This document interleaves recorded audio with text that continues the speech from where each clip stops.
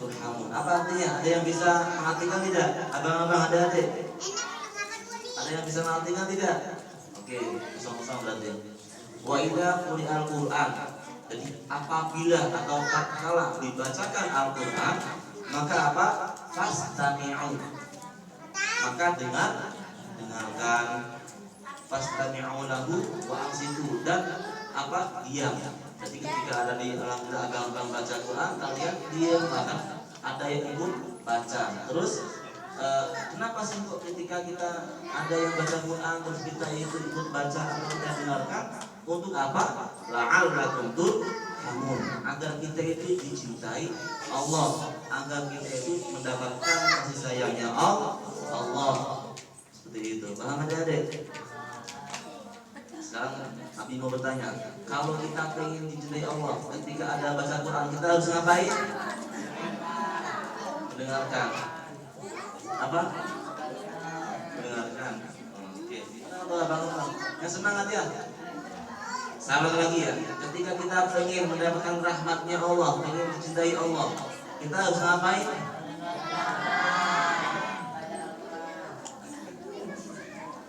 Mendengarkan Al-Quran ketika dibacakannya. Bagaimana kita mau mendengar kalau tidak ada yang baca? Lebih baik jadi pendengar atau pembaca? Lebih baik jadi pembaca atau pendengar? Nah, kalau pembaca tidak ada pendengar, bagaimana? Bisa tidak? Aku tahu. Bisa. Jadi kalau Quran itu beda dengan cerita. Kalau cerita kita harus ada yang mendengarkan. Kalau kita sendiri berarti apa? Gila, apa? Tapi kalau Quran itu ada yang mendengarkan ataupun tidak, kita wajib membaca. Jangan gak ada yang dengerin sudah membaca, jangan. Karena Quran itu bukan cerita. Quran itu kalamun. Apa itu Quran? Kalamullah, firman-Nya Allah. Kalau kita ingin bercakap-cakap dengan Allah, kalau kita ingin bercurhat kepada Allah, itu harus baca apa? Baca Al-Quran. Maka dari itu syarat-syarat untuk kita baca Al-Quran harus bagaimana? Harus suci. Kalau misalnya kita nggak punya wudhu, kita batal, kita baru dari toilet misalnya, terus kita mau baca Quran, mau megang Quran, boleh tidak? Boleh tidak? Tak menang tuh abang-abang. Gimana nih? Aduh, lebih semangat ya. Kita ulang lagi. Kalau orang tidak mempunyai wudhu dari toilet terus pengen megang Quran, baca Quran, boleh tidak? Boleh tidak?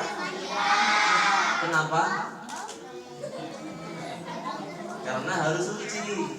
Karena harus suci. La yamassuhu illal mutahharun. Tidak boleh menyentuh kalau kita tidak suci. Itu kalau makna lahiriah. Di la yamassuhu illal mutahharun ada dua makna. Makna yang pertama dari lahiriah. Apabila kita ingin menyentuh Al-Quran, pengen membaca Al-Quran, kita harus bersuci, harus berwudu. Kalau mempunyai hadas besar harus mandi wajib. Itu syarat sahnya untuk kita menyentuh dan membaca Al-Quran. Yang kedua, itu dari maknawiyah. Jadi kalau kita sudah berhadapan dengan Al-Quran, pikiran kita, mata kita, pendengaran kita, hati kita, semuanya kita fokuskan untuk Al-Quran. Jangan sampai kita ngaji Al-Quran sambil main lato-lato misalnya, boleh tidak? Jangan ya.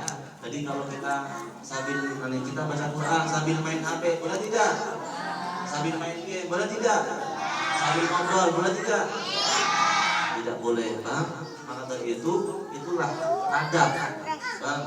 Adab untuk membaca Al-Quran. Kalau sudah mau baca Al-Quran, kita harus mulai dengan ta'awud. A'udzubillahi minasyaitonir rajim. Bismillahirrahmanirrahim.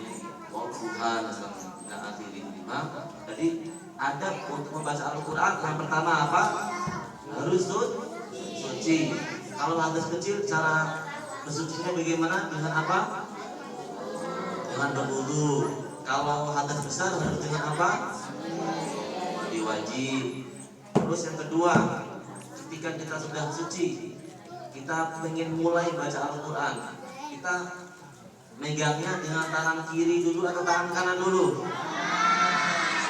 Kanan begini, ini kiri ya.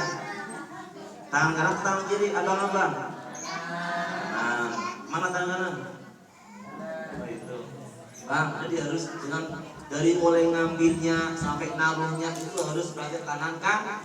Kanan.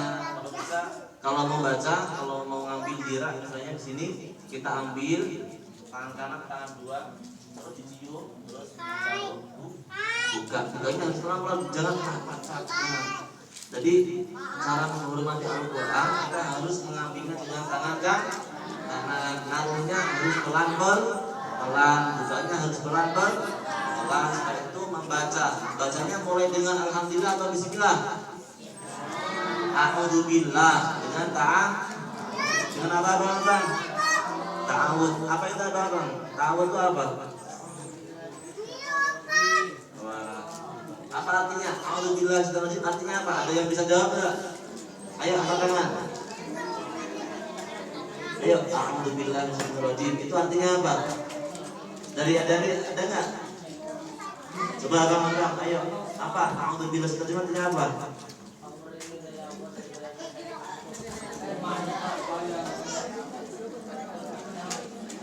Coba.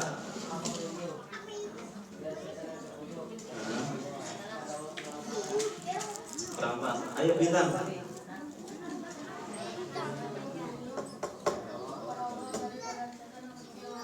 Insyaallah. Bisa. Coba yang santri putri coba. Apa tadi yang dibacakan sama abang Abdul sama abang bintang coba. Aku berlindung kepada Allah dari godaan setan.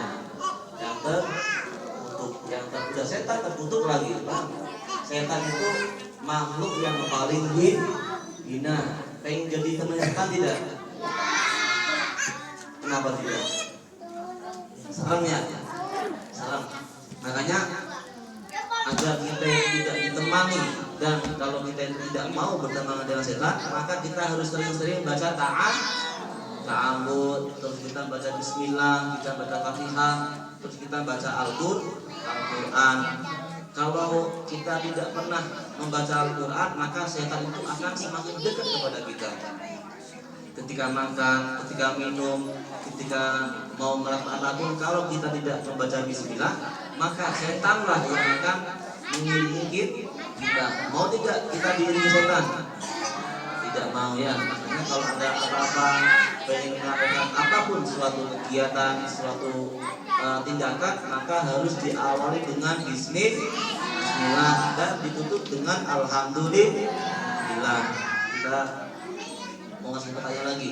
Kalau kita pengen melakukan sesuatu, kita harus baca apa? Kita harus baca apa? Ini nanti kalau salah berdiri ya. Kalau salah berdiri, kalau nggak jawab berdiri juga. Kalau kita pengen melakukan sesuatu, kita harus baca apa? Bismillah. Kalau kita selesai melakukan sesuatu, kita baca apa? Alhamdulillah. Sama. Kalau baca Quran juga sama. Kita diawal dengan Alhamdulillah, terus Bismillah, terus diawal diakhiri dengan Sadaqallahul Azim. Itu kalau Quran. Kalau kita melakukan suatu kegiatan, suatu perbuatan, kita awali Bismillah dengan akhiri dengan apa? Alhamdulillah. Dan seperti itu ya. Yang pertama adanya Quran kita harus suci, baik dari hadas kecil maupun hadas besar. Yang kedua kita harus mengambilnya dengan tangan kanan dan menciumnya dan ketika membuka dengan pelan-pelan. Terus ketika membaca kita juga diawal dengan ta'awud. A'udzubillahi minasyaitonir rajim. Bismillahirrahmanirrahim. Terus ini keutamaan nih. Yang pertama, orang mukmin yang selalu membaca Al-Quran itu berbandingan. Jadi orang mukmin yang selalu membaca Al-Quran digambarkan dalam hadis Rasulullah SAW yang diriwayatkan oleh Abi Dawud seperti buah yang wangi dan manis. Buah wangi dan manis. Kalau kita ingin menjadi orang yang baunya itu wangi dan manis, kita harus apa? Harus apa? Selalu membaca Al-Qur'an. Jadi yang pertama, orang mukmin dan orang tersebut istiqomah setiap hari selalu membaca Al-Qur'an, itu ibarat buah. Buah itu sedang manis tapi tidak wangi, udah manis wangi dia. Itulah gambaran orang mukmin, orang Islam yang pandai, yang selalu istiqomah belajar Al-Qur'an. Yang kedua, orang mukmin yang tidak suka, mukmin tapi dia tidak suka atau dia itu tidak istiqomah membaca Al-Qur'an, itu seperti apa? Seperti buah yang rasanya manis tapi tidak wangi. Jadi kalau kita Islam, kita mukmin, tapi kita tidak pernah membaca Al-Qur'an, kita tidak suka membaca Al-Qur'an, tidak istiqomah membaca Al-Qur'an, itu seperti apa? Seperti buah yang manis tapi tidak wangi. Manis karena apa? Manis karena keimanannya. Kenapa tidak wangi? Karena dia tidak diiringi oleh kalamullah. Dia tidak diiringi oleh Al-Qur'an. Jadi yang kedua, ini nanti akan kita tanya loh. Ada 4. Tadi yang pertama, jika orang mukmin itu selalu membaca Al-Qur'an, itu ibarat buah itu manis dan wangi. Awas, abang-abang sama yang adik-adik sebenarnya harus bisa jawab. Itu yang pertama. Yang kedua, jika kita orang mukmin tapi kita tidak istiqomah membaca Al-Qur'an, tidak suka membaca Al-Qur'an, maka seperti buah apa? Buah yang manis rasanya, akan tetapi tidak wangi. Yang ketiga, jika ada orang fasik tapi dia itu suka membaca Al-Qur'an, itu seperti apa? Seperti buah yang aromanya wangi, akan tetapi pahit rasanya. Nah, orang fasik itu apa? Fasik itu dia yang bisa mengandalkan uluhiyah. Dia hanya manis di luar saja, itu fasik. Dia sholat, tapi sejatinya dia itu tidak sholat. Itulah orang fasik, bang. Jadi yang ketiga apa? Jika ada orang fasik tapi dia itu selalu membaca Al-Qur'an, itu seperti apa? Seperti buah yang wangi aromanya, akan tetapi pahit rasanya. Itu fasik. Terus yang keempat, yang terakhir, yang keempat, jika orang fasik udah fasik dan dia itu tidak mau membaca Al-Qur'an, itu seperti apa? Buah yang bau dan pahit rasanya. Nah, udah siap? Siap belum? Sekali lagi harus siap ya. Yang perempuan sama yang abang-abang harus siap. Ada 4 tadi itu golongan-golongan Al-Qur'an. Yang pertama, jika orang mukmin itu selalu membaca Al-Qur'an, maka seperti buah yang aromanya wangi dan manis rasanya. Itu yang pertama. Yang kedua, jika orang mukmin, dia Islam, tapi dia tidak mau membaca Al-Qur'an, tidak pernah membaca Al-Qur'an, itu seperti apa? Seperti buah yang manis rasanya, tapi tidak wangi. Yang kedua. Yang ketiga, jika ada orang fasik nih, tapi dia itu istiqomah baca Al-Qur'annya, itu seperti apa? Seperti buah yang wangi aromanya, tapi pahit rasanya. Yang keempat itu orang fasik. Dia udah fasik dan dia juga tidak mau belajar Al-Qur'an, tidak mau membaca Al-Qur'an, maka seperti apa? Seperti buah yang bau aromanya dan pahit rasanya. Coba yang bisa menyebutkan 4-4-nya angkat tangan. Ya, saya hitung dari 3. Ayo dari santri yang putri dan yang putra. Ya, 3. Kalau yang dari 5 Abi hitung, kalau nggak bisa berdiri semua ya. 5, 4, 3, 2, 1. Ayo coba kalau dia bisa matematiknya satu aja sebutin. 3, 2. Siap berdiri. Coba Bintang. Ayo sini Bintang. Sini. Maju ya maju. Sini. Ini namanya Abang Bintang. Ayo perkenal dulu. Namanya siapa dari mana?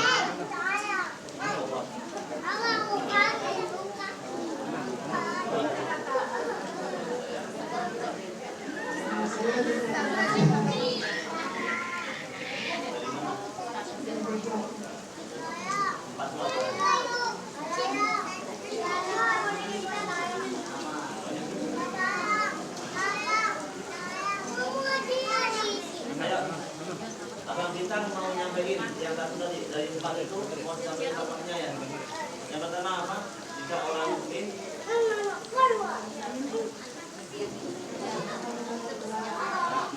seperti apa?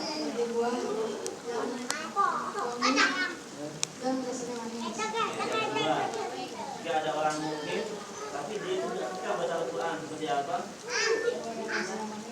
Oke. Yang ketiga, jika ada orang fasik dia suka baca Al-Quran seperti apa? Oke, baik. Yang keempat apa?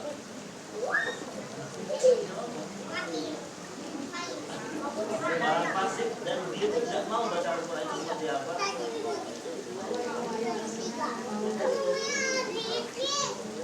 Tepuk tangan untuk Bang Bintang.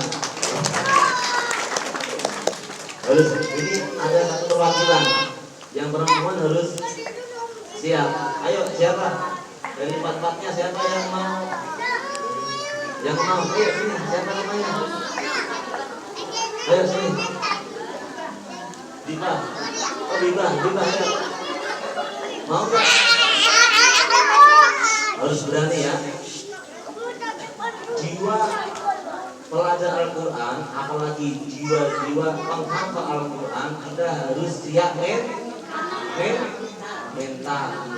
Karena membawa Al-Quran, membawa agama itu ibarat membawa api. Kalau kita langsung pegang apinya kemudian kita akan hancur tangannya. Paham? Maka kita harus butuh kebiasaan untuk selalu baca dan sendirian maupun bareng-bareng. Terus kita harus mempunyai mental untuk menyampaikan kepada orang lain. Ayo siapa? Diva atau siapa? Diva dan Aisyah. Silakan lagi. Sudah orang ya. Ayo Diva dan Aisyah. Ayo. Wahid. Ismail. Ayo coba dulu. Aisyah, ayo. Tafadhol. Ayo.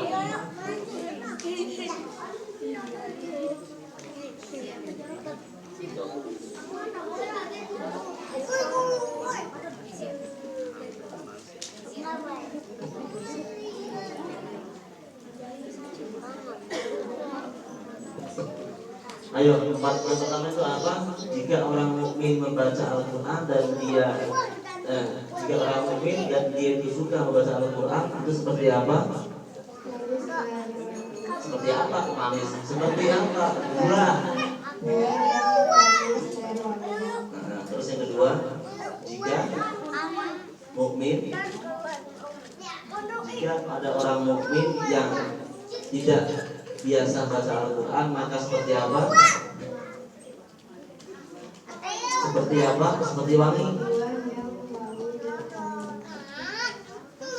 Wangi akan tapi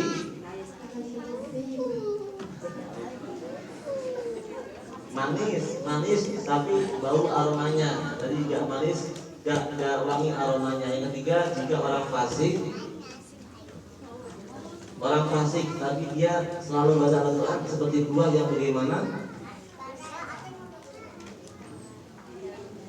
Ayo, orang fasik tapi dia selalu baca Al-Quran itu seperti apa? Seperti buah yang wangi buahnya akan tapi pahit rasanya. Yang keempat, yang terakhir, jika ada orang fasik dan dia tidak mau membaca Al-Quran itu seperti apa? seperti pahit rasanya. Apa yang pahit rasanya? Buatnya pahit rasanya dan bau aromanya pengen manis atau pahit? Manis. Jadi itu ya. Ada terima kasih ya. Karena ada Habibah sama siapa? Aisyah. Seperti itu. Jadi jika kita itu pengen dihormati dan pengen bagus akhlaknya, maka kita itu harus selalu membaca Al-Quran. Itu tadi hanya gambaran seperti buah. Nah, buah kalau misalnya dari luarnya itu udah wangi, terus rasanya manis, kira-kira orang itu mau nggak mengambil buah tersebut? Mau nggak membeli buah tersebut? Mau tidak? Ada buah nih, nanti aromanya wangi. Terus ketika kita icipi, manis rasanya. Kira-kira kita pengen membeli tidak? Pengen mengambil tidak? Pengen. Nah, itulah sama dengan kita sebagai manusia. Kalau kita itu Islam, kita itu mukmin dan kita biasa membaca, belajar dan menghafal Al-Quran, maka seperti apa? Seperti buah tadi, wangi aromanya dan manis rasanya. Terus kita keutamaan dari Ali bin Abi Thalib. Nabi Thalib radhiyallahu anhu, keutamaan membaca Al-Quran. Nah, jadi jika ini misalkan juga ya, ada dalam makna, sekarang ada lagi 3, abang-abang dengarkannya. Yang pertama, jika Al-Quran dibaca ketika sholat dan sholatnya itu dilakukan dengan berdiri, itu berapa kebaikan untuk dia? 100 kebaikan. Jadi ketika kita membaca Al-Quran ketika sholat dan sholatnya itu berdiri, maka 100 kebaikan.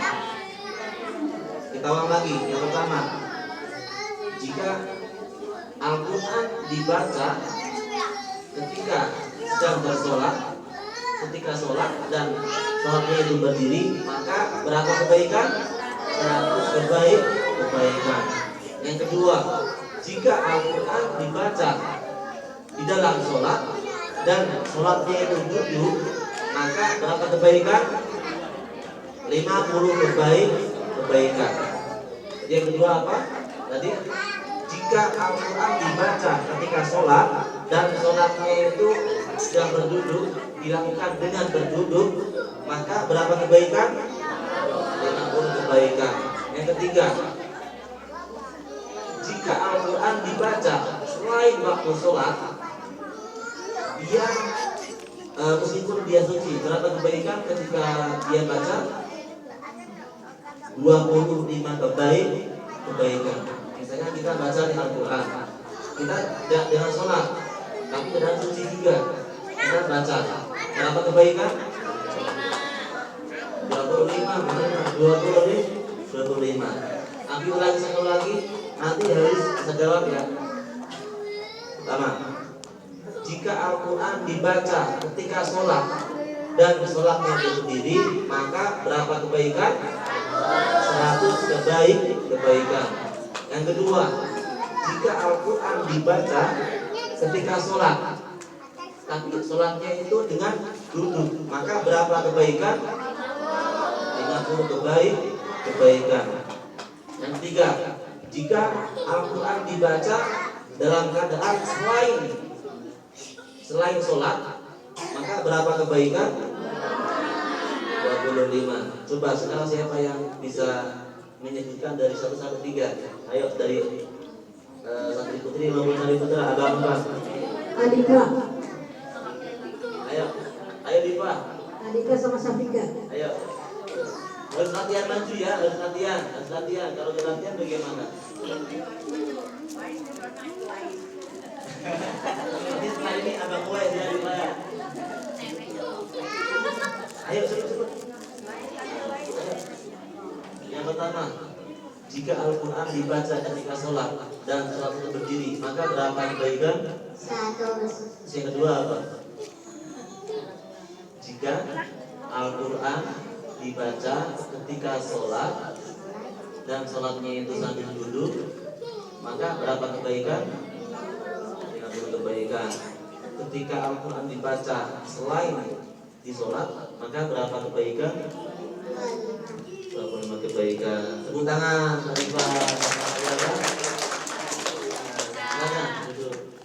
ayo Abang Wais, ayo Abang Wais sama Abang Abdul, ayo,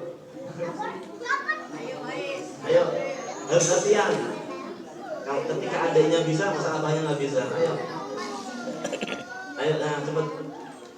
Ayo Abang Wais sama Abang Abdul. Ya, abang-abang mau menyampaikan ya, yang 3 tadi, tanpa tuntun.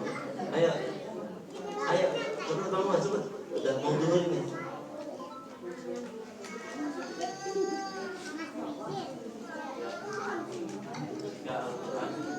Jika Al-Quran dibaca dalam keadaan sholat yang berdiri, pahalanya mendapatkan 100 kebaikan. Dan apabila sholat Al-Quran dibaca ketika sholat yang duduk, mendapatkan 50 kebaikan. Dan apabila dibacakan mendapatkan 25 kebaikan.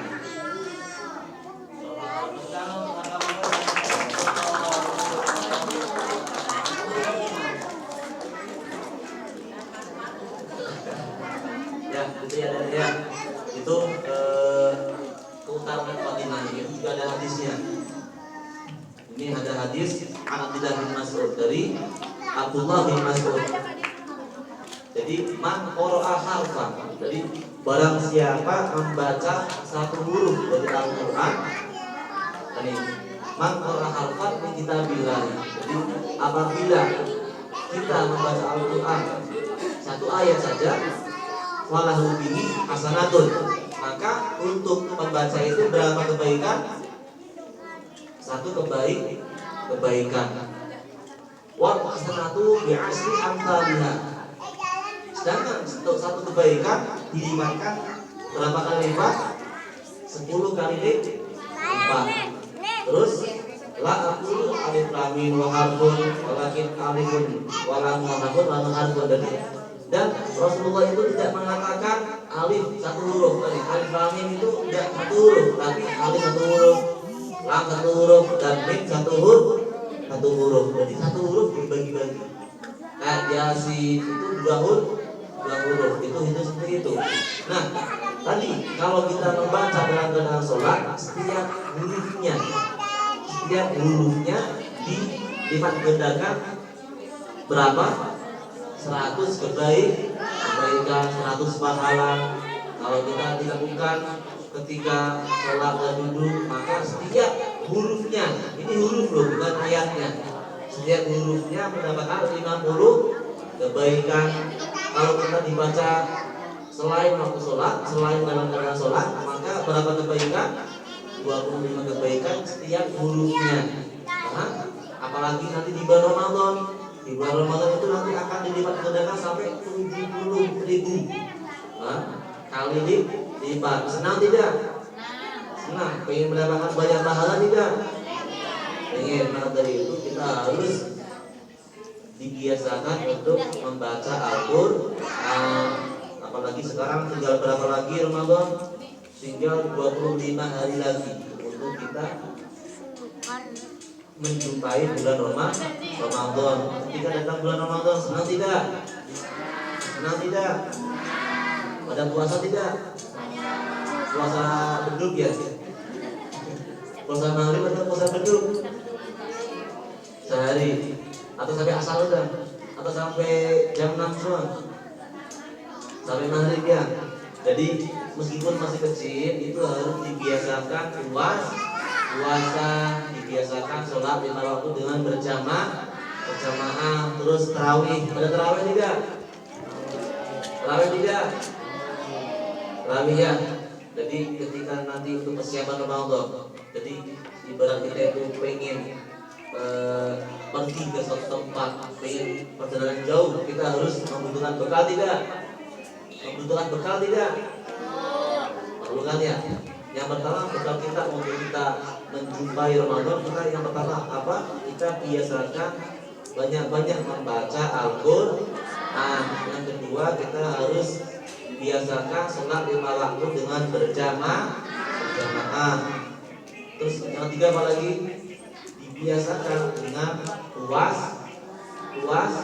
Kalau selama setahun kalian tidak pernah puasa, datang Ramadan, nanti kalian nggak terbiasa. Terus kira-kira berat atau tidak?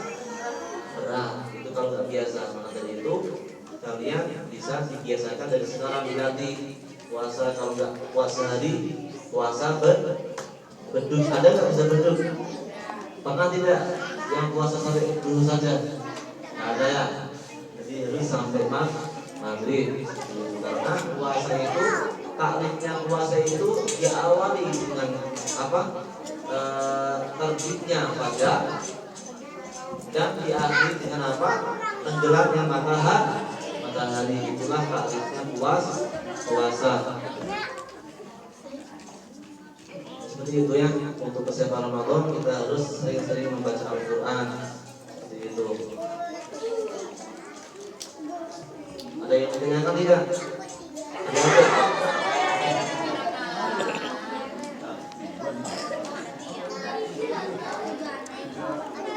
Terus kenapa sih kita itu kok selalu disuruh membaca Al-Quran? Kenapa sih kita itu kok selalu disuruh menghafal Al-Quran, disuruh membaca Al-Quran? Kenapa? Ada yang tahu tidak alasannya? Kenapa kita itu kok selalu disuruh belajar Al-Quran setiap hari? Bahkan disuruh menghafal. Kan berat tidak? Kenapa? Karena dalam Rasulullah itu ada. Jadi Al-Quran itu nanti akan memberikan syafaat, akan memberikan pertolongan baik di dunia maupun di akhirat kelak. Pengen ditolong sama Allah tidak? Pengen mendapatkan syafaatnya Allah tidak? Maka kita harus bagaimana? Membaca Al-Quran. Banyak keutamaan manfaatnya tentang Al-Quran banyak. Karena Al-Quran itu pedoman hidupnya orang Islam. Dan ini keterangan terakhir. Nanti setelah ini kita tanya jawab terus tutup. Jadi Al-Quran itu nanti bagi anak-anak yang bisa dan mahir membaca Al-Quran dan dia itu sampai bisa menghafal dan hatam 30 juz, maka di akhirat nanti anak tersebut akan memakaikan mahkota kepada siapa? Kepada kedua orang tuanya. Ingin tidak memakaikan mahkota kepada kedua orang tuanya? Ingin ya? Maka syaratnya harus bagaimana? Syaratnya bagaimana kalau kita ingin memakaikan mahkota kepada kedua orang tua? Dan menghafalkannya ya. Jadi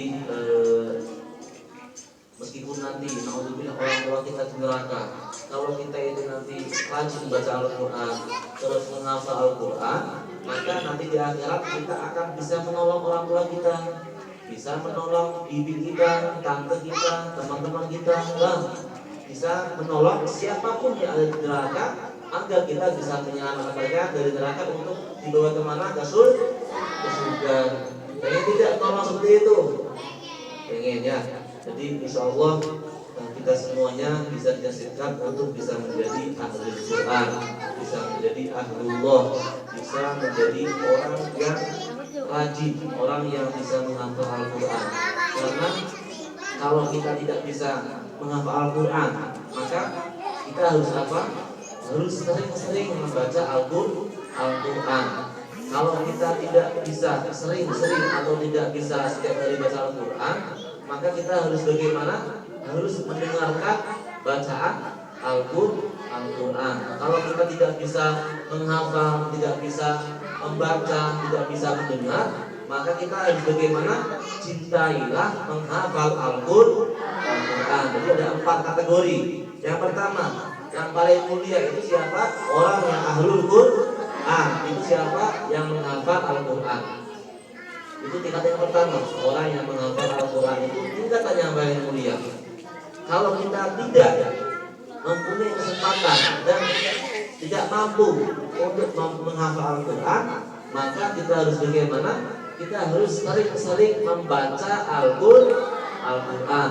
Itu yang ketiga. Terus yang kedua, kalau kita tidak bisa menghafal dan tidak mampu untuk membaca sendiri, maka kita sering-sering mendengarkan lantunan Al-Quran, baik dari langsung maupun dari MP3 atau audio. Ketika di mobil, kita lagi di rumah, kalau kita tidak bisa membaca, tidak bisa mendengarkan secara online, kita dengarkan lewat MP3, lewat audio dan audisi.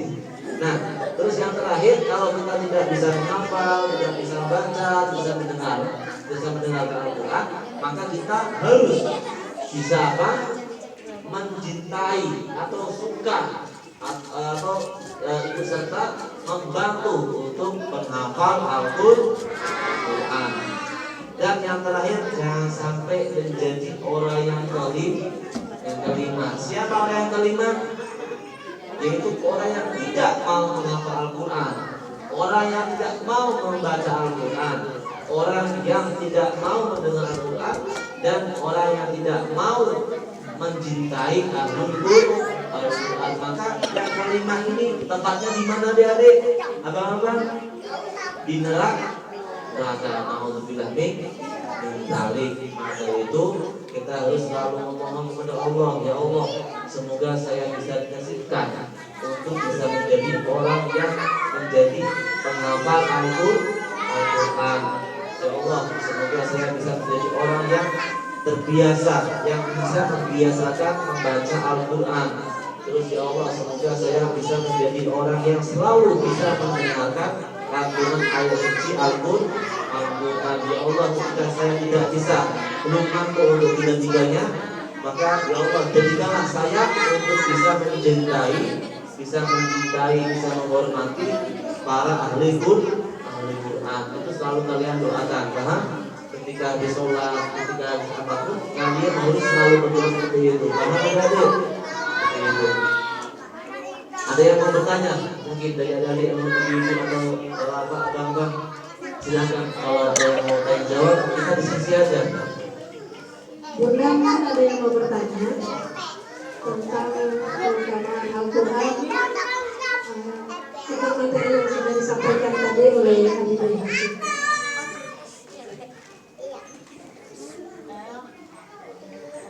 Yang dipendam pun. Pertanyaannya yang dipendam, nggak kedengeran, ya disampaikan aja.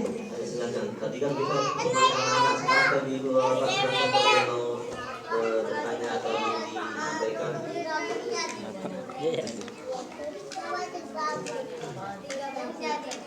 Udah paham semua ya Bunda?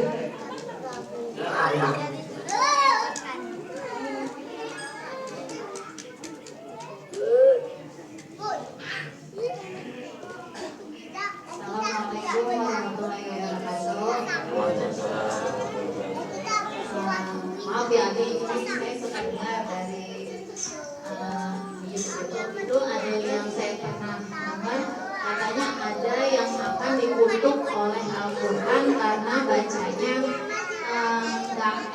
nggak sesuai sama hurufnya betul gitu loh. Nah terus kayak misalkan bacanya masih belum benar, itu harusnya gimana? Terima kasih. Assalamualaikum warahmatullahi wabarakatuh. Waalaikumsalam warahmatullahi wabarakatuh. Jadi Al-Quran itu akan memberikan syafaat dan akan diterima syafaatnya oleh Allah Subhanahu wa taala. Al-Quran. Syaratnya bagaimana? Syaratnya kita harus benar-benar bisa membaca Al-Quran. Nah, dalam Al-Quran itu kan ada tajwidnya, ya, ada kalimat huruf, bagaimana kita bisa membaca Al-Quran. Kalau dia sudah berusaha belajar, itu ada yang salah, itu dimaklum, itu diampuni. Jadi kita udah belajar nih cara membaca Pak bagaimana, Suat bagaimana. Kalau kita sudah berusaha belajar dengan guru kita secara tetap muka, meskipun ada salah itu mendapatkan syafaat, mendapatkan ampunan dari Allah SWT, atau diterima bacaan tersebut. laknat. Yang dilaknat itu bagaimana? Laknat itu orang yang tidak bisa membaca Al-Quran, tapi dia tidak mau belajar, tidak mau belajar bagaimana cara mengulang huruf, bagaimana untuk bisa mengetahui panjang pendeknya atau huruf hijaiyahnya. Kalau dia tidak belajar, terus dia membaca, itu setiap kata-katanya, setiap hurufnya akan mendatangkan laknat. Ataupun dia tahu tajwidnya, dia tahu makhrajnya, akan tapi dia itu tidak mengamalkan tajwidnya, dia membacanya